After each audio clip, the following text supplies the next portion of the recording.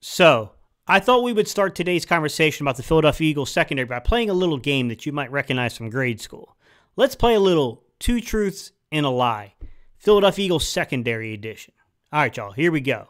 During the 2022 NFL Super Bowl, the Philadelphia Eagles secondary held Patrick Mahomes to just 27 attempts, which was tied for his second lowest attempt threshold on the 22 season. In addition to that, they also held Patrick Mahomes to under 200 yards. Thus, the Philadelphia Eagles held him to under 30 passing attempts and under 200 passing yards. The Philadelphia Eagles must have, by default, played a very, very good game from their coverage secondary. Two truths and a lie. You tell me, what was the lie? All right, guys. I think the flip side to this real quick, I know you guys probably paused the video, left your answers down below at this point. But the flip side you can say to this is like, yeah, all those things you said were true in the first two parts. Held him under 20, under 30 passing attempts, held him under 200 passing yards. But the Eagles also surrendered the third highest passer rating to Patrick Mahomes on the 2022 NFL season because we gave up 3 passing touchdowns. And a big part of why we gave up those passing touchdowns was the lack of communication from a veteran secondary. Sure, you can nitpick it and find elements of positivity, but we all know that ain't the full story. There's a reason why we are not the Super Bowl 57 champs, and it has a large part to do with the fact that we did not pass off coverage responsibilities very well in the Super Bowl. Thus brings us to today's topic.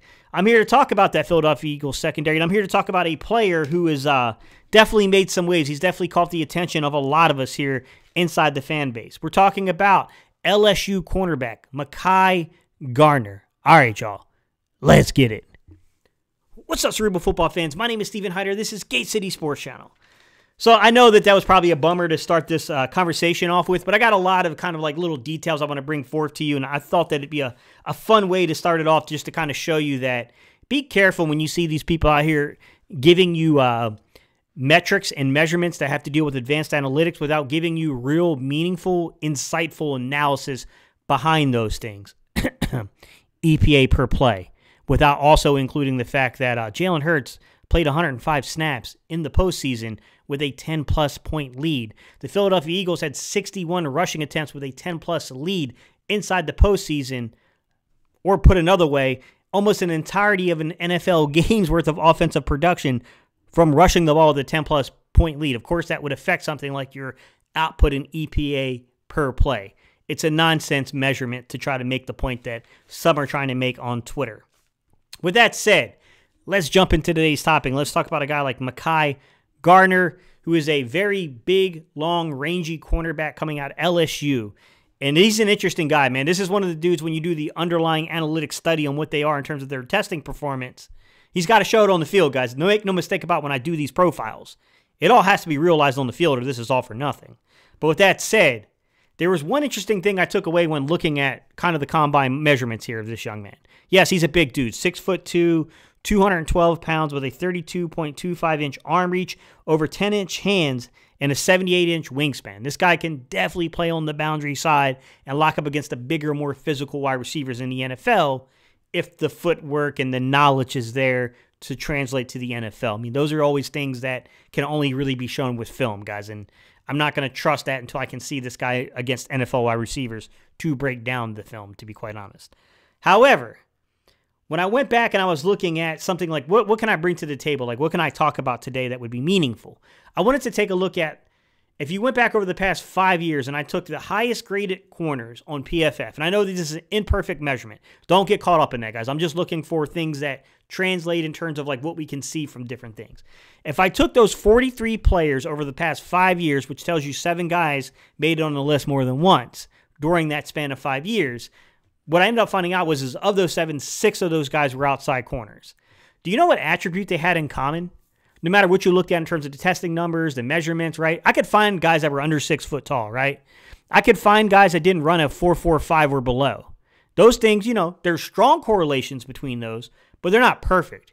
But you know what I didn't find out of all those guys? I didn't find a single player in the past 5 years that graded in the top 10 as an outside corner. amongst those guys, right? Those 6 guys that graded there twice, that multiple times made it on that list, that had below 31-inch arm reach. Just to show you how important that 32-inch arm reach is in today's modern NFL, if you will. You know what else I found out, guys? If I went back over the last 5 years and I studied all the AP first and second team all-pro players in the league, when I went back and looked at every single player, I can find guys that are under 6 feet tall. I can find guys who ran a 40 below, that were above a 4.45, right? They were closer to that 4.5, 4.55 kind of number, right? You know what I can't find, though, guys? I can't find a single player who had an arm reach below 31 inches, which led me to my analysis of the Philadelphia Eagles roster, which I had to ask myself a simple question.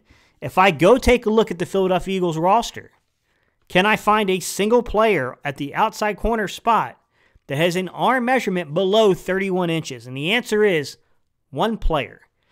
And it ain't that far below that 31-inch arm measurement.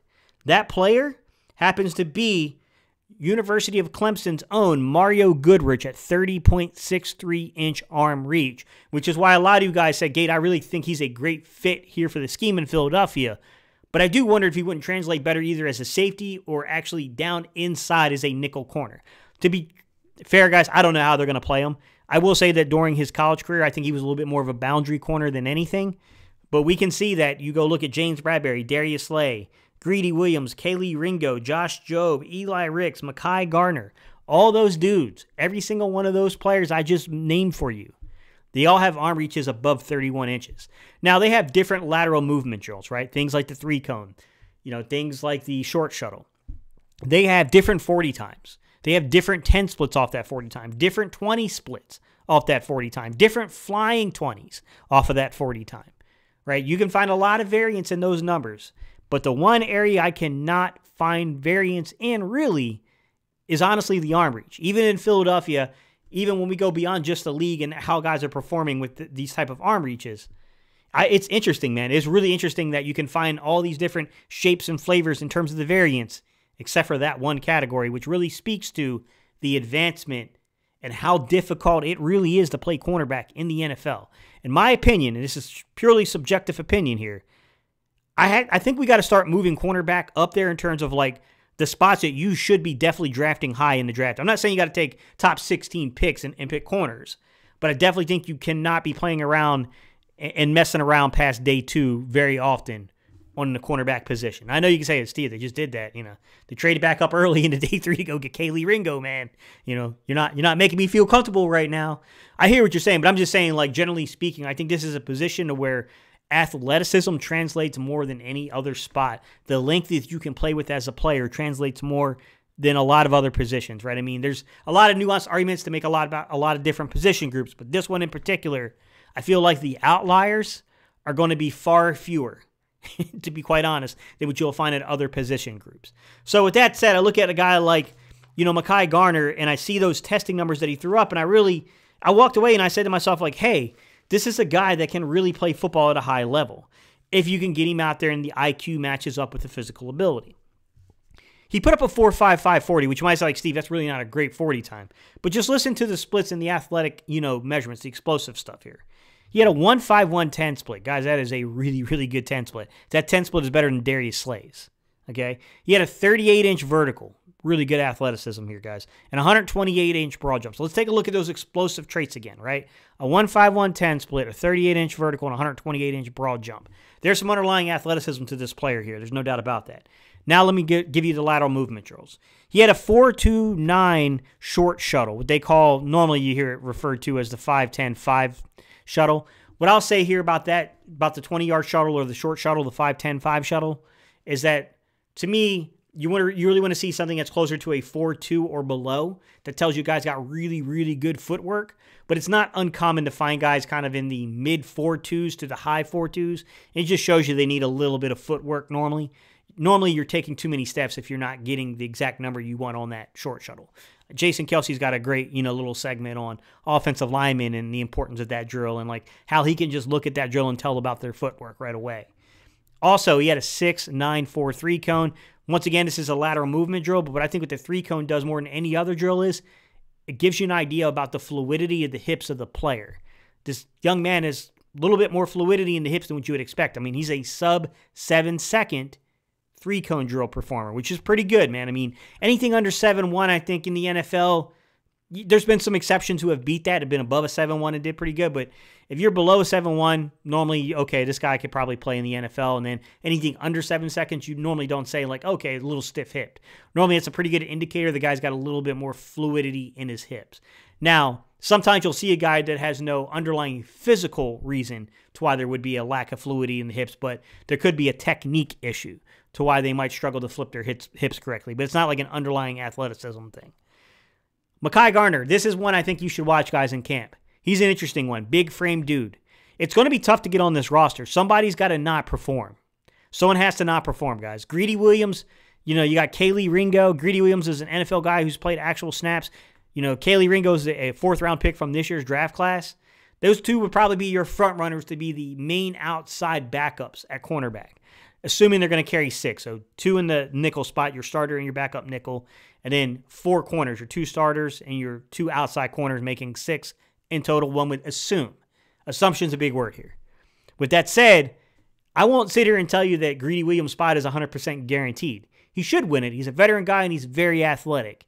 But if he leaves the door slightly ajar for an Eli Ricks, if he leaves the door slightly ajar for a Mekhi Garner, if he leaves the door slightly ajar for a Josh Jobe, a Mario Goodrich, any of these guys, I do think a spot can be stolen here personally.